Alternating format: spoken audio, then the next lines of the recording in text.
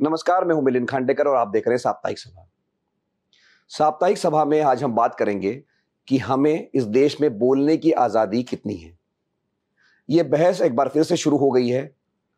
कुणाल कामरा जो कॉमेडियन हैं, उन्होंने पिछले हफ्ते एक वीडियो जारी किया, नया भारत, और इस वीडियो से नाराज़ होकर महाराष्ट्र के उप मुख्यमंत्री और शिवसेना के नेता एकनाथ शिंदे के समर्थकों ने मुंबई में जिस हैबिटेट स्टूडियो में रिकॉर्डिंग हुई थी, उसमें तोड़फोड़ की।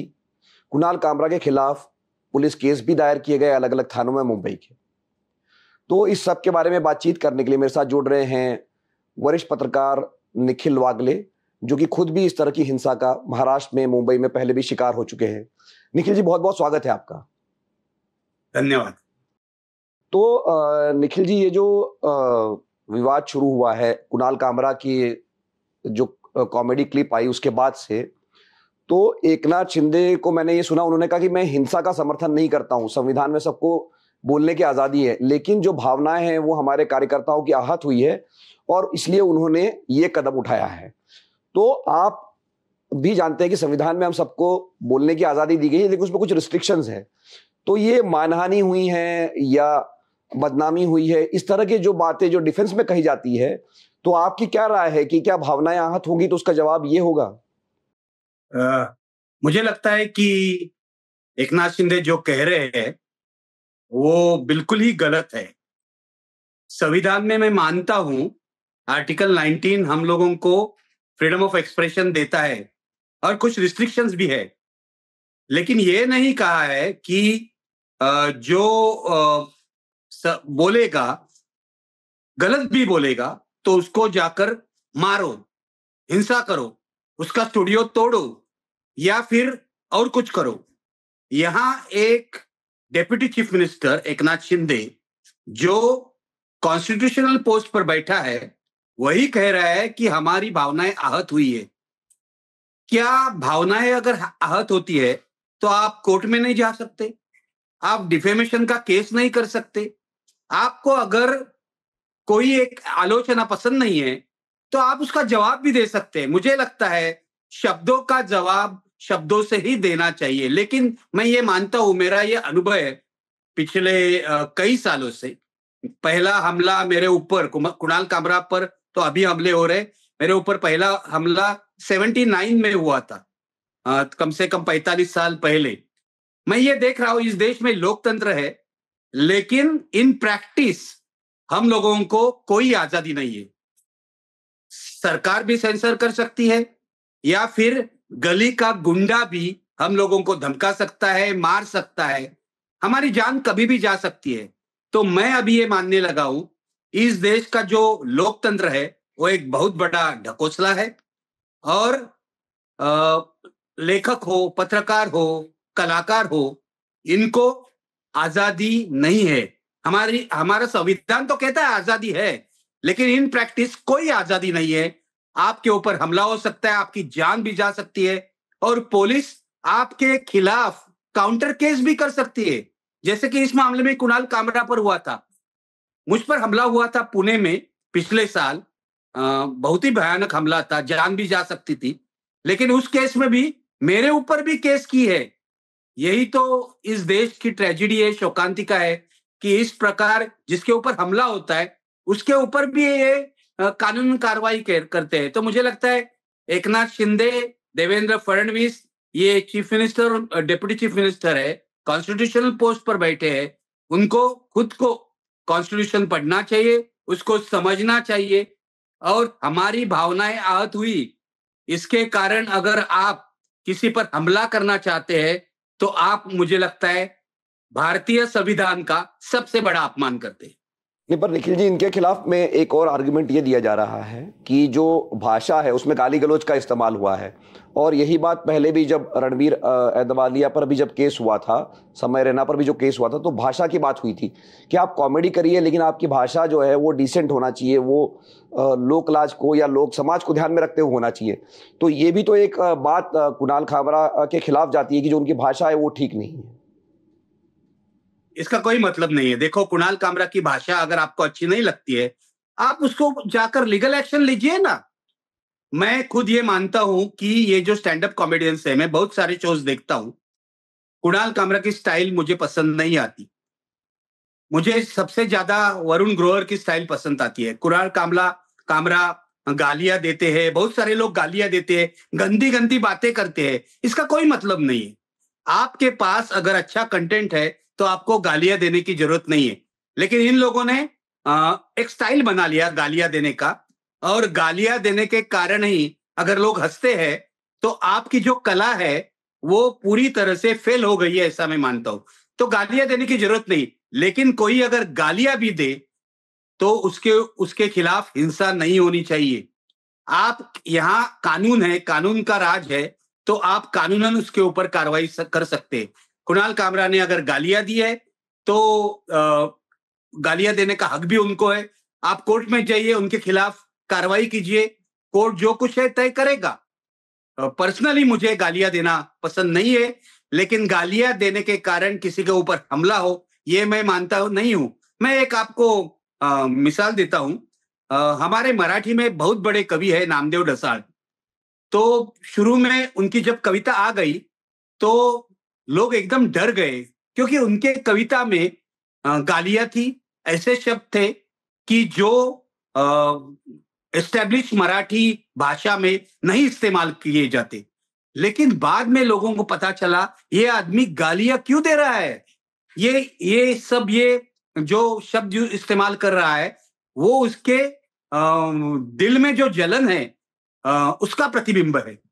तो देखो, एक आदमी अगर गालियां देता है तो क्यों देता है, किस लिए देता है, आ, उसके एक्सप्रेशन में उन गालियों का स्थान क्या है, इसे भी हमें समझना चाहिए। लेकिन ये जो स्टैंड अप कॉमेडियंस है, मुझे लगता है इनके एक्सप्रेशन में गालियों से कोई एडिशन नहीं होती। तो मैं नहीं मानता इनको गालियां देना चाहिए। ये गालियां देके स्टंट करते हैं या अपनी ओर ध्यान खींचने की कोशिश करते हैं, वो नहीं करना चाहिए। जो अच्छा स्टैंड अप कॉमेडियन है वो गंदी भाषा का इस्तेमाल नहीं करेगा। आप मजाक कर लो, आप जो जोक्स करना है वो कर लो, कोई प्रॉब्लम नहीं है। लेकिन गालियां देने का मतलब ही नहीं है। जो आप बियर बाइसेप्स की बात कर रहे हैं, जिसने वो जो रोस्ट था उसमें बहुत सारी गालियां थी, उसके साथ एक लड़की भी थी, वो भी गंदी गंदी बातें करती थी। ये हमारी संस्कृति नहीं है। लेकिन मैं मानता हूं कि अगर वो गालियां भी देते हैं तो उनके खिलाफ किसी ने हिंसा नहीं करनी चाहिए। मैं उनके साथ हूं, उनके साथ खड़ा रहूंगा, क्योंकि इस देश में फ्रीडम ऑफ एक्सप्रेशन है, जिसमें गालियां देने का भी अधिकार है। ऐसा नहीं है फ्रीडम ऑफ एक्सप्रेशन सिर्फ आप सभ्य भाषा में करो, ये करो, वो करो। आप कोर्ट में जाइए उनके खिलाफ, कुणाल कामरा के खिलाफ आप केस कीजिए, मुझे कोई उसमें प्रॉब्लम नहीं है।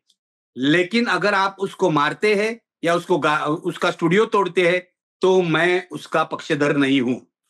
ये तो निखिल जी, ये जो स्टूडियो तोड़ा गया इस बार, तो लोगों को लगा कि ये पहली बार ही ऐसा कुछ हो रहा है कि कोई स्टूडियो तोड़ा गया यहाँ पर महाराष्ट्र में। लेकिन लोगों को याद नहीं है कि आपके साथ में ये पहले भी हो चुका। जो अखबार था आपका, महानगर अखबार था, और मैं भी उस समय वहाँ मौजूद था 1991 में। उससे पहले भी ये, जब आप चैनल में भी थे, तो ये तोड़फोड़ तो महाराष्ट्र में पहले से ही होती रही, और करने वाली पार्टी वही थी, शिवसेना, जो बाला साहब ठाकरे की पार्टी थी। तो मतलब क्या पिछले 35-40 साल में महाराष्ट्र में कुछ भी नहीं बदला है? जैसी तोड़फोड़ आपके साथ हुई, जैसी हिंसा आपके साथ हुई, वही दोबारा से हम देख रहे हैं। मिलिंद, मैं कहता हूं पिछले 40-50 साल से महाराष्ट्र में जो सिचुएशन है उससे तो बहुत ज्यादा खराब हुए। पहले तो हमले होते थे, लेकिन कम से कम हमारे खिलाफ तो केसेस नहीं होते थे। जिनके ऊपर हमला हुआ उनके खिलाफ काउंटर केसेस तो नहीं होते थे। जब कांग्रेस की सरकार थी वो भी कुछ नहीं करते थे। मेरे ऊपर आज तक कम से कम 6 हमले हो गए, उसमें से 4 शिवसेना ने किए, बाकी अलग अलग पार्टियों ने किए। महानगर में भी हमले हुए, 4 हमले, और फिर आईबीएन लोकमत पर भी 2009 में हमला हुआ। कांग्रेस की सरकार थी दोनों वक्त, उन्होंने कुछ नहीं किया, पुलिस ने कुछ इन्वेस्टिगेट नहीं किया, क्योंकि पुलिस हमेशा महाराष्ट्र की ज्यादातर शिवसेना के साथ रही है। आप समझ लो, पुलिस पर आज तक शिवसेना का प्रभाव था लोकल लेवल पर, तो पुलिस ठीक तरह से इन्वेस्टिगेट नहीं करती। आज तक एक केस छोड़ के बाकी केस में मुझे विटनेस की भूमिका में भी नहीं बुलाया गया, विक्टिम की भूमिका में भी नहीं बुलाया गया, मेरा कोई स्टेटमेंट भी नहीं दिया गया। एक आईबीएन लोकमत पर जो हमला हुआ, वो केस भी 10 साल चला, 10 साल। आप उस केस में कोर्ट में खड़े रहकर मैंने जो स्टेटमेंट दिया है वो देखिए। पुलिस ने किसको अरेस्ट किया था मालूम नहीं, हम लोगों ने उनको पहचान भी नहीं सकते थे, क्योंकि हमला करने वाले लोग अलग थे, हमले के पीछे जो लोग थे अलग थे। तो कुछ उनके ऊपर कार्रवाई नहीं हुई क्योंकि पुलिस ने ठीक तरह से इन्वेस्टिगेशन नहीं किया। मेरा ये अनुभव है, जो पुलिस है वो एक तो शिवसेना के प्रभाव में रहती है, या तो फिर उस वक्त जो सरकार है उसके प्रभाव में रहती है। नारायण राणे ने भी मालवण में मुझ पर हमला किया था, वो केस अच्छी तरह से चली, 10-15 साल चली मालवण के कोर्ट में। और फाइनली क्या हुआ कि जो हमलावर थे वो नारायण राणे के खिलाफ हो गए। उन्होंने कोर्ट में मुझे कहा कि हम माफी मांगते हैं, आप मुझे क्षमा कर दीजिए। जज ने मुझे कहा कि क्या आप इनको क्षमा करने के लिए तैयार है? मैंने कहा देखो, ये जो हमलावर है किसी के कहने पर उन्होंने हमला किया है। इनका जो गॉडफादर है उसको पुलिस ने अरेस्ट नहीं किया है, जो नारायण राणे थे, ऐसा मेरा आरोप था।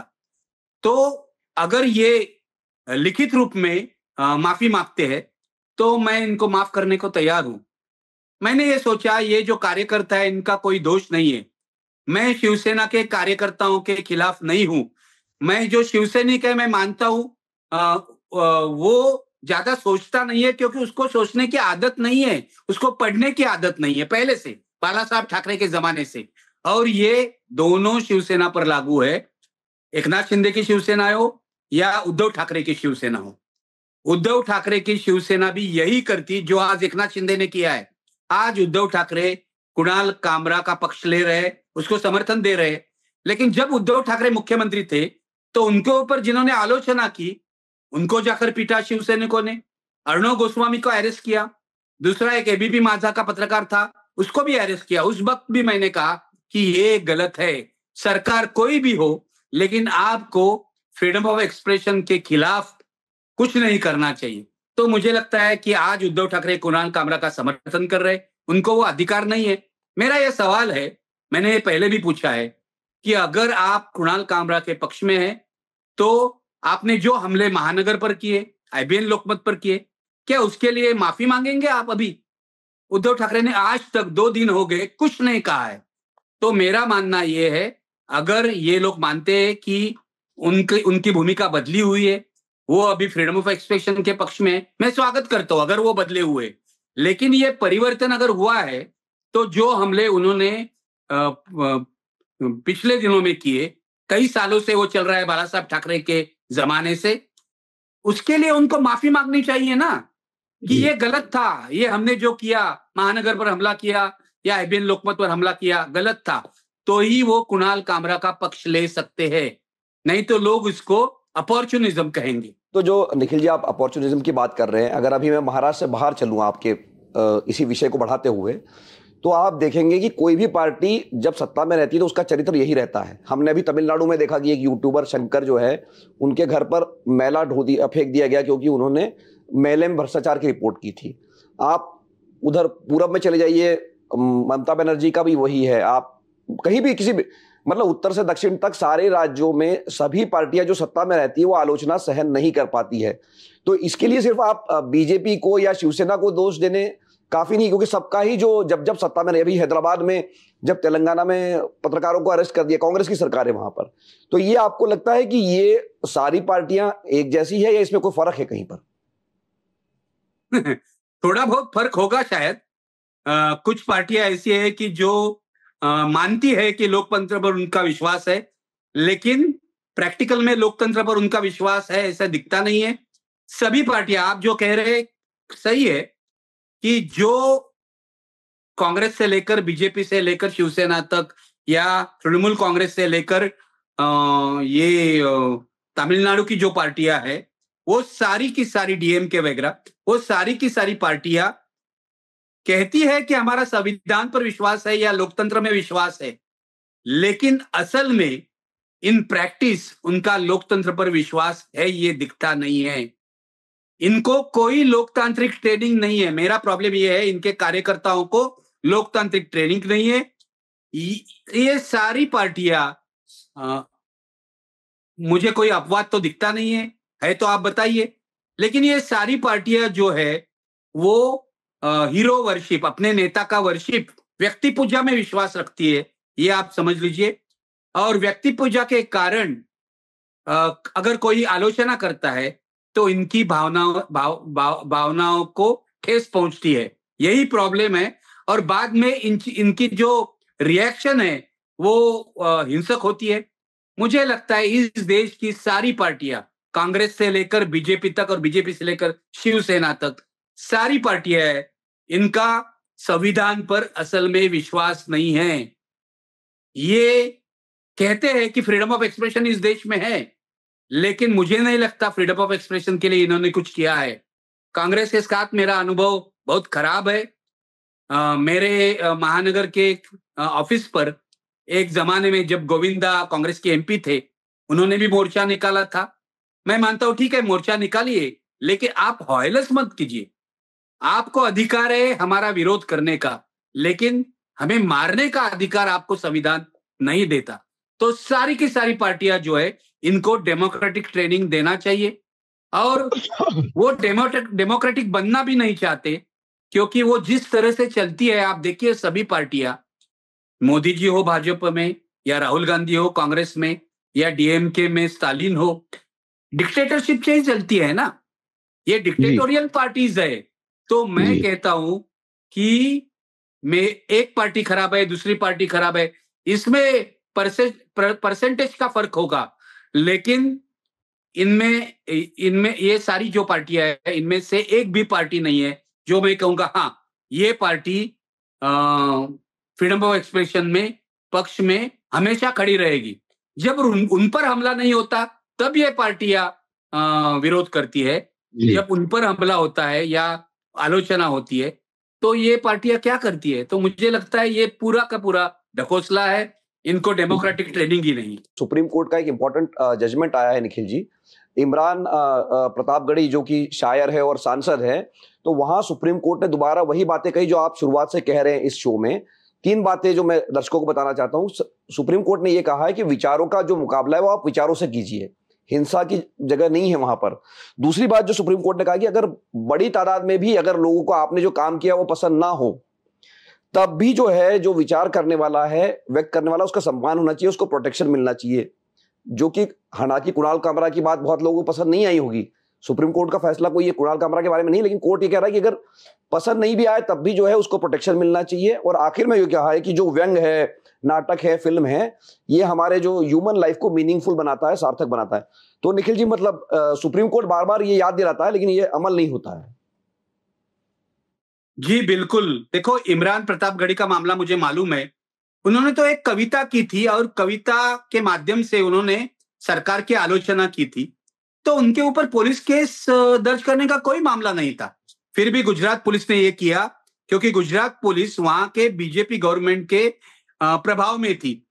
अगर एक कवि पर इस तरह से पुलिस केस हो सकता है, तो मुझे लगता है कहां है फ्रीडम ऑफ एक्सप्रेशन। तो सुप्रीम कोर्ट ने जो कहा है सही कहा है इतने सालों से, और उसमें कुछ नया भी नहीं है कि आपको विचारों का मुकाबला विचारों से करना चाहिए। आपको शब्दों का जवाब शब्दों से देना चाहिए, हिंसा नहीं करना चाहिए। ये बेसिक है। जिनको इस देश का संविधान प्यारा है वो कभी हिंसा नहीं करेंगे। हमारा संविधान हिंसा करने की इजाजत नहीं देता। आप विचारों का मुकाबला तो विचारों के साथ ही करना चाहिए। मैं ये मानता हूं, अगर मेरा लिखना आपको पसंद नहीं है, मेरा बोलना पसंद नहीं है, मेरे ऊपर आप डिफेमेशन का केस कीजिए। इतने सारे केस मैंने लड़े हैं, आज तक एक भी केस में मुझे सजा नहीं हुई है। आप केस कोर्ट में जाइए, आप लोकतांत्रिक तरीके से मेरे खिलाफ प्रदर्शन कर सकते हैं, मेरे खिलाफ स्लोगन्स दे सकते हैं। सुप्रीम कोर्ट ने जो कहा है बिल्कुल सही कहा है, और सुप्रीम कोर्ट का जो फैसला इमरान प्रतापगढ़ी के केस में आया है, मैं उसका स्वागत करता हूं और इस रास्ते पर हमें चलना चाहिए। बहुत बहुत धन्यवाद निखिल जी, हमारे साथ बातचीत करने के लिए, समय निकालने के लिए। तो हमारे साथ जुड़े थे निखिल वागले, जिन्होंने खुद भी हमले झेले हैं, जो उन्होंने लिखा है उसके लिए या जो बोला है उसके लिए भी उनको हमले का सामना करना पड़ा। और अब हम देख रहे हैं कि वैसी चीजें दोबारा हो रही है महाराष्ट्र में कुणाल कामरा के मामले में। सुप्रीम कोर्ट के फैसले का जो मैंने जिक्र किया, एक और महत्वपूर्ण बात कही है, जो कि अभिव्यक्ति की आजादी का विरोध करने वालों को या उसमें रोक टोक करने वालों को कहना होता है कि इसमें रिस्ट्रिक्शन है। तो सुप्रीम कोर्ट ने आज पुलिस को कहा, गुजरात पुलिस को यह कहा है कि रिस्ट्रिक्शन का मतलब ये नहीं है कि आप जो है आर्बिट्ररी, मतलब मनमानी कार्रवाई करेंगे किसी कविता पर या किसी लेखक पर। तो आपकी क्या राय है कुणाल कामरा की इस कॉमेडी को लेकर, उनके वीडियो को लेकर? आप कमेंट बॉक्स में दिखाइए, हम उसका जवाब देने की कोशिश करेंगे। एक बार फिर से आपका बहुत बहुत धन्यवाद। नमस्कार।